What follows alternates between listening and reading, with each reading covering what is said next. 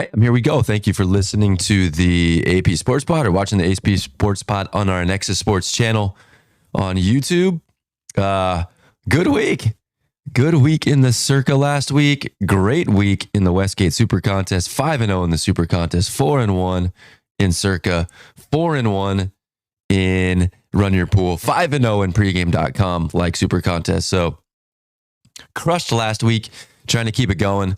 Do a quick recap here. Saints beat the Colts. That was, each of these picks was like a little bit different spot on the map. So the Saints were 5-1, I think, against the spread.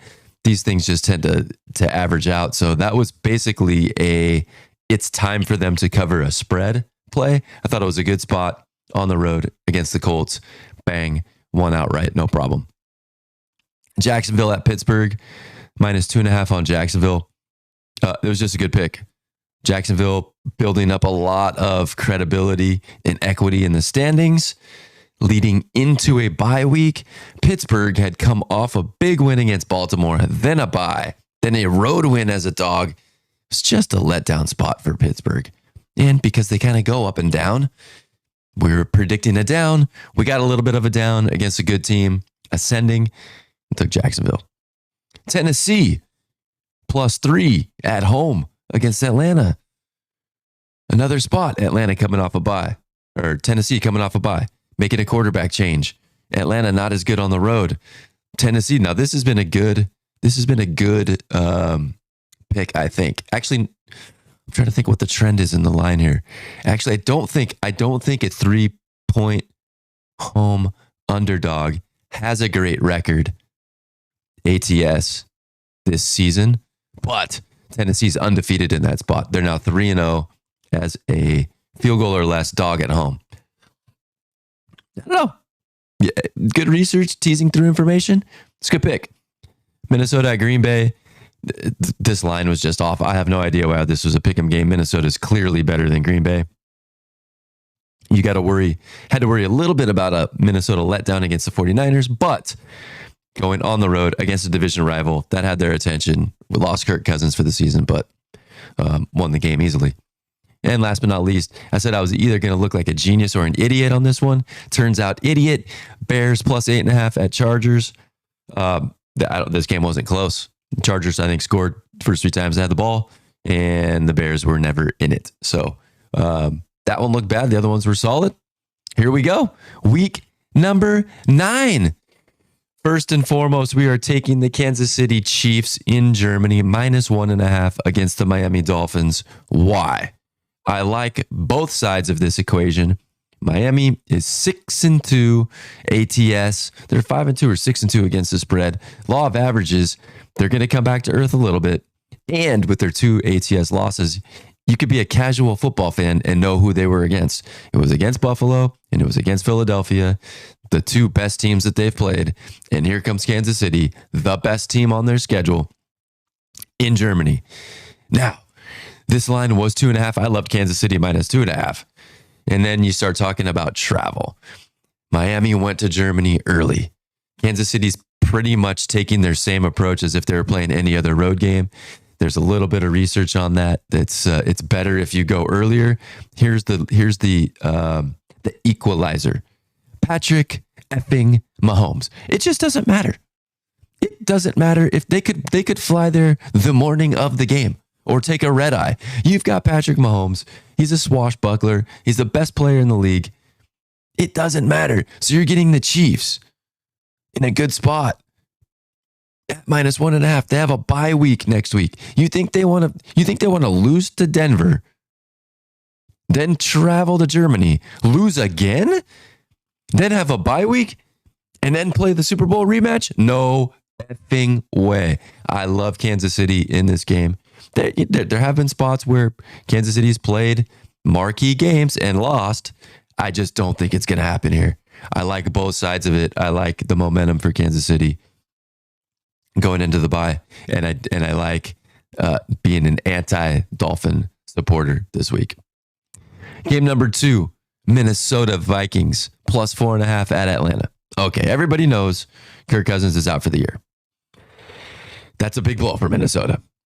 I just think if we're looking at team for team, Minnesota is significantly better than the Atlanta Falcons. So this is a really, really buy low spot for Minnesota. 4.5 points for the better team. We don't know much about Minnesota's QB if they go with the rook. They traded for Josh Dobbs. Josh Dobbs has come in similar spots, actually in more difficult spots. Week 1, less than a week of preparation, and come in and played pretty well. So if they go to Dobbs, I kind of like Minnesota. If they don't go to Dobbs, I kind of like Minnesota. And let's not forget, Atlanta's starting a new quarterback too. So is Heineke an upgrade over Ritter? The big knock on Ritter is the turnover. So will Heineke protect the ball better? Probably a little bit better. But I don't think Heineke's going to come in there lighting the world on fire. Other little things that I looked into for this game. I got to go to my notes here for this. Minnesota on the road. Okay, this is a team pick. This is not a quarterback pick. Minnesota on the road. Their last 3 games on the road. They played Carolina, Chicago, and Green Bay. Not great teams, but they've given up a maximum of 13 points. So is it possible that Minnesota's defense is going to hold Atlanta to a number in the teens, 14, 17, something like that? I think it's possible. The maximum number of points that Heineke was favored by last year with the Washington Commanders, and a team that I think is comparable to the Atlanta Falcons this year, was 4. They were favored by 4. This game, they're favored by 4.5 and 5 in some places. They lost that game by 8 points to the New York Giants. And lo and behold, last year, the Pittsburgh Steelers had a defensive consultant by the name of Brian Flores, now the defensive coordinator for Minnesota. They played Atlanta, same offense, minus Bijan Robinson. Has Bijan Robinson really done that much this year? I don't think so. Held down the Atlanta offense to 12 points. I think Minnesota's going to win this game. I think this is going to be a shocking, surprising matchup. It's also, if you look at the standings, it's kind of a nip and tuck playoff positioning game. Atlanta wins, they stay in the lead or near the top of the division. Minnesota's got to win to keep pace with the Lions, to keep pace with a wild card spot. I think right now, this might have been played on Thursday night. I think it was an AFC matchup. Pittsburgh and Tennessee. Yeah. So Thursday night matchup didn't have anything to do with the NFC seedings. Minnesota's the last team in the playoffs right now. They're the 7th seed. So they got something to play for. They got to rally behind whichever new quarterback they've got. But this is a spot against Atlanta. I think they can take care of business because their defense has been on fire. Game number 3, Colts, Panthers. I would love to take the Panthers here. They're coming off their first win of the season. I actually think this is a letdown spot. They had a bye going into the game against Houston. They win. It was their Super Bowl. You can't get any higher than playing your Super Bowl. So they were playing a little bit better heading into the bye, so I don't expect them to play poorly in this game. I just like what Indianapolis does offensively. They scored a lot of points against Cleveland. I don't know what happened in the game last week. They scored a lot of points against the Saints, arguably have a good defense. You know, they lost both of those. They're a road favorite here against a team that I just don't think is going to be able to keep up with them scoring. I think the Colts get into the mid to high 20s. I don't think Carolina can score in the mid to high 20s. That's just, it's basic, simple analysis. I like what Minshew's doing. I'm impressed with Steichen. I thought he might struggle a little bit because the personnel with the Colts and the Eagles is not that close, but they're scoring. They're giving up some points, but they're scoring. I don't think Carolina's got the personnel to keep up with the Colts in this game, so I like the Colts to score a lot. I like the Panthers to score some, but not enough to cover 3.5 at home. Game number 4, Philly and Dallas. Dallas coming off of a massacre of the Rams. Philly, a narrow win over Washington, who they seem to have trouble with. This is maybe the marquee matchup of the week for the NFL this week. Marquee matchup of the week this week. Yes, it is. And this is a spot where the Eagles put the Dallas Cowboys in their place. Similar to the Chiefs, Eagles have a bye next week. You don't want to lose to the Cowboys and then have a bye and then face the Chiefs in a Super Bowl rematch. They're going to be tuned up for this one. It's another home game. It's another spot. Good spot for Philadelphia at home. This game, I don't think this game's going to be close. I think the Eagles flex. I think the Eagles control the entire game.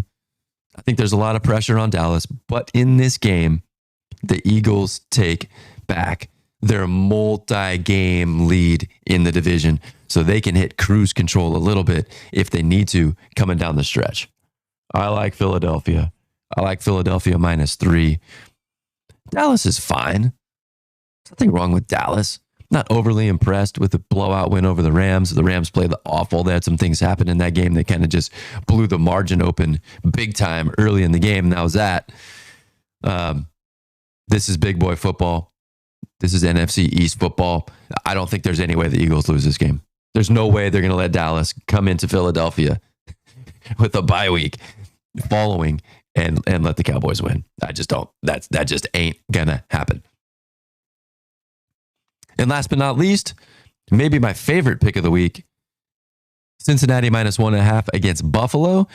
Buffalo had a commanding, I'll just say they had command over the game when Damar Hamlin got hurt last year against Buffalo. Then, as luck would have it, they end up playing again in the playoffs in a rematch of that game that should have been concluded, not the same day, but they should have played that game at some point last year. So Cincinnati goes into Buffalo in the snow and kicks their ass all over the place. I think Cincinnati is rolling right now. They struggled early. They started playing a little bit better. They had a bye week last week, went into San Francisco. I was there in person and smashed the 49ers. I think they're going to smash Buffalo again. You're going to see Joe Mixon just running downhill like he did in the playoff game. And then you're going to have to figure out, if you're the Buffalo Bills, how do we cover all these guys? How do we cover Chase? How do we cover Boyd? How do we cover Higgins? It's a tough task. Cincinnati's at home this time. I think Cincinnati is on a roll and they roll in this game. There's nothing I really like about Buffalo in this game. My instinct when I looked ahead to the week 9 games were, Chiefs are a small favorite. Philly is a small favorite. The Bengals actually opened a dog, and then this line flipped. I like Cincinnati. I just do. I don't even know if I have any analysis on this game. Buffalo, Cincinnati. Buffalo won on Thursday Night Football, so there you go. Buffalo has a little bit additional rest. Cincinnati also won, so both teams coming off wins. And then I just put last year Cincinnati dominated. So last year Cincinnati dominated this matchup. I think Buffalo's been up and down this year. I think Cincinnati is peaking right now. Bengals crush them. So there you have it. Chiefs, Vikings, Colts, Eagles, Bengals. 3 small favorites and then a dog in a buy low spot. I like Minnesota as the better team. We'll see how we do. Coming off a 4-1 week, let's keep it rolling 4-1, or we'll take it a little 5-0. We'll take a little 5-0 action to go 25-20 on the season. Build some positive momentum heading into these mini contests and see where we fall there. So thanks for listening or watching. Take it easy. Enjoy the games. Bye.